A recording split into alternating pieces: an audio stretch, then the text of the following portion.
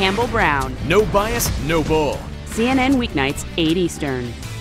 It has a hole in the fuselage on the left side of the aircraft. That's why the pressurization problem. No report of any injuries at this time, so he's inbound. The plane has landed safely and is taxiing right now. Michael Cunningham was one of the 126 passengers who quickly put on their oxygen mask as the crew brought the plane down safely. And tonight, he tells us about a pretty frightening experience. Michael, you were taking a nap when this all happened, so take us through those first few moments when you were woken up. The first sound I heard, it was like a pop, and then a very loud roar, like being next to a blast furnace. And I took the baseball cap off my face and looked around and noticed everybody was looking directly above my seat. And I looked up and I had to do a double take. There was this episode of The Twilight Zone with William Shatner where he looked out the window and saw a gremlin on the wing of a plane. I had to do the same thing because I saw the sky outside, you know, the blue sky, and it got very hot in there. All the air conditioning got blown out, and then some dust and dirt got blown past my face, and then it got kind of difficult to breathe. What did you think might happen to you? I honestly had no idea. I didn't know if the hole was going to get bigger or if I was going to get sucked out that little hole. I had no idea. I kind of went into a self-preservation mode and tightened my seatbelt a little bit and just wait for the oxygen mask to fall. And describe what was happening with the other passengers. Were people in a panic? People were actually pretty calm considering the circumstances. There were a couple of people that needed some more help from the flight attendants who did a great job getting us down and calming us down.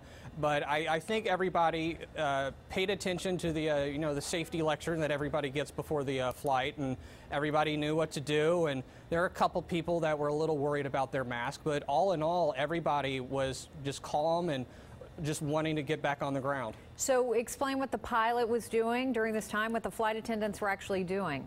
Well, I believe I've heard that we were at 34,000 feet, which is too high.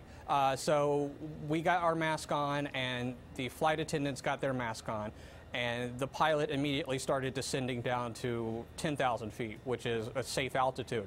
So the flight attendants were going around making sure everybody had their stuff together, and they were telling us, motioning mainly because we couldn't hear in the back of the plane where I was because of the hole.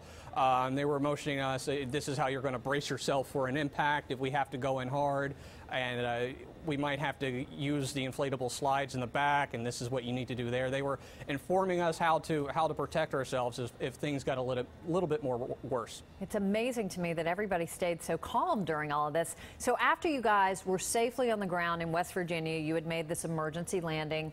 The pilot came back to inspect this hole. Tell us about that. He came as soon as the cockpit door opened. He walked out past the first couple rows. We all just started applauding him for getting us down, and without a scratch on us. Nobody was hurt. And he walked right back to row 20 and looked up and saw the sky and went, oh, there it is. Yeah, I'll say. So I mean, just how has this changed your perspective, Michael, on life, having gone through something like that? Does it change your perspective? I was wondering this last night. I was trying to get to sleep when I finally got home about 2 o'clock in the morning. I was honestly scared for several seconds that something really bad could happen when the hole first appeared. And I was trying to sleep last night, and all I could hear was the sound of the hole, the roaring of the wind and the engines and everything else. So I'm a little uneasy about flying, and I was planning to take a trip to Vegas in a couple of weeks too. So that's kind of put a damper on that on Southwest. So I'm still trying to figure out and take it all in, I guess, because it feels like it's been just a few minutes since we landed, but it's been a day, but it's a lot to take.